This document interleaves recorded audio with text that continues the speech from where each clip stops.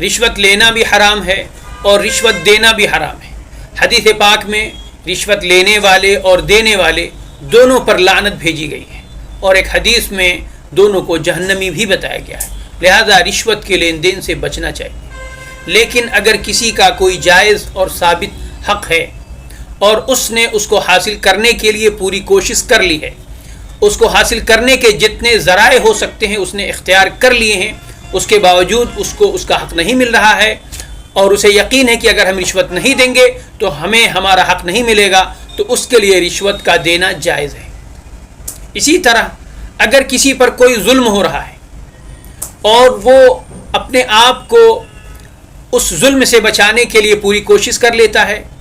جو جائز ذرائع ہو سکتے ہیں اسے وہ اختیار کر چکا ہے، لیکن اسے یقین ہے کہ اگر ہم رشوت نہیں دیں گے تو ہم اپنے آپ کو محفوظ نہیں کر پائیں گے، تو ایسی صورت میں بھی اس کے لیے رشوت دینا جائز ہے۔ اسی طرح اگر کسی کا کوئی مال ہے، کوئی ہڑپ رہا ہے، کوئی زمین ہے اس پر کوئی قبضہ کر رہا ہے، اور وہ اس کو بچانے کے لیے پوری کوشش کر لیتا ہے، جو بھی جائز ذرائع ہو سکتے ہیں وہ اختیار کر چکا ہے، اس کے باوجود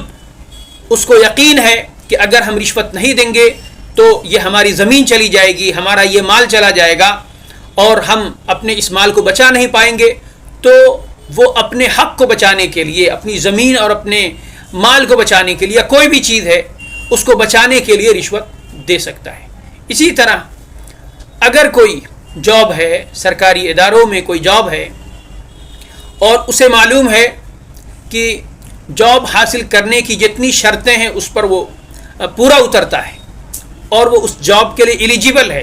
اور اس سے زیادہ اور کوئی حق نہیں رکھتا ہے، بلکہ وہی اس جاب کا اہل ہے، لیکن اگر وہ رشوت نہیں دیتا ہے تو اس کو یہ جاب نہیں ملے گی، تو ایسی صورت میں بھی وہ رشوت دے سکتا ہے۔ لیکن ان سب صورتوں میں اس کے لیے یہ رشوت دینا جائز تو ہو گیا اور اس کے حق میں یہ رشوت بھی نہیں ہے، لیکن لینے والے کو پھر بھی گناہ ہوگا۔